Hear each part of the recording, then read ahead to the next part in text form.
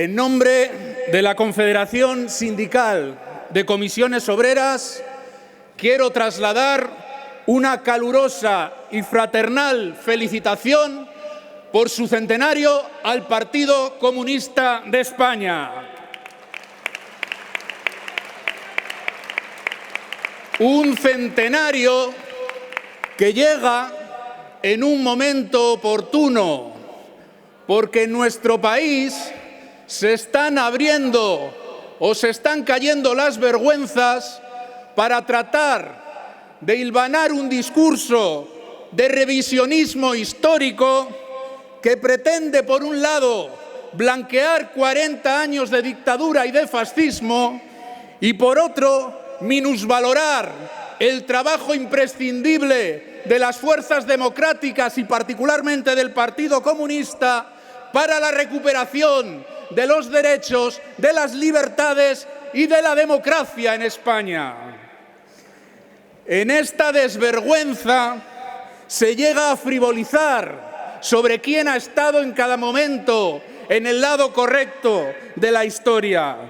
Y compañeros y compañeras, la historia de un país la escriben sus pueblos, la escriben sus ciudadanos y sus ciudadanas, la escriben los trabajadores y las trabajadoras, pero es verdad que la historia de un país se define en momentos críticos y ahí es donde hay que evaluar qué papel jugó cada uno.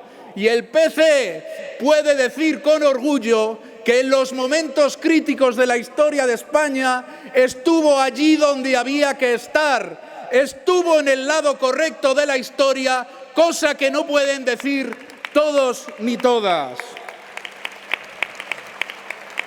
Quieren caricaturizar lo que supuso en España el periodo de la Segunda República. Compañeros y compañeras, la Segunda República no solo fue un proyecto político emancipatorio de las mayorías sociales, fue también un proyecto de modernización del país, fue un proyecto político ilustrado en un país que nunca tuvo una revolución ilustrada y en aquella conformación de mayorías para fortalecer a la Segunda República, el PC estuvo donde tuvo que estar. De la misma manera que después del golpe reaccionario del 36 y después de esos 40 años de dictadura, en la lucha por las libertades democráticas, en la clandestinidad, fueron miles de militantes comunistas también quienes pusieron en jaque al régimen franquista. Fueron parte de la génesis de las propias comisiones obreras.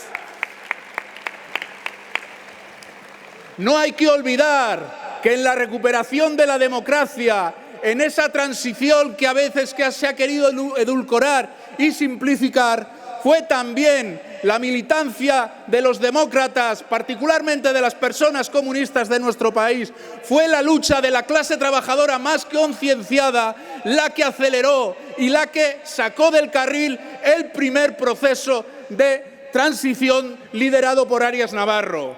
Que no nos vendan la transición y la democracia en España como un pacto de élites. Fue empujado desde la calle. La democracia en España no se entiende sin los abogados de Atocha, sin Pedro Patiño. La democracia en España no se entiende sin los muertos de Vitoria, sin los asesinados en la huelga de la construcción de Granada.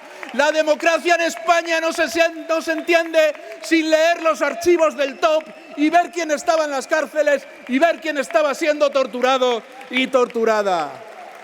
El lado correcto de la historia, la generosidad de entender que el país se tenía que reencontrar para tratar de llegar a un sistema democrático equiparable al de otros países, con sus déficits, con sus insuficiencias, como toda transición tan condicionada por aquellos poderes fácticos. Pero que no nos cuenten la historia de otra manera, que no nos cuenten milongas, porque Franco murió en la cama, pero su dictadura murió también en las calles, producto de la lucha de los trabajadores y de las trabajadoras más concienciadas y particularmente de la militancia clandestina del Partido Comunista de España.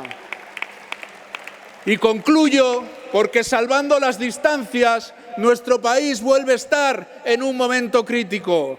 Aquí se ha dicho, hay una recomposición de las sociedades después de la pandemia, hay una recomposición de las sociedades después del experimento fracasado de 4 décadas de neoliberalismo y de una década de políticas de austeridad que han acarreado enormes crisis políticas y enormes crisis sociales en el mundo occidental y también en nuestro país.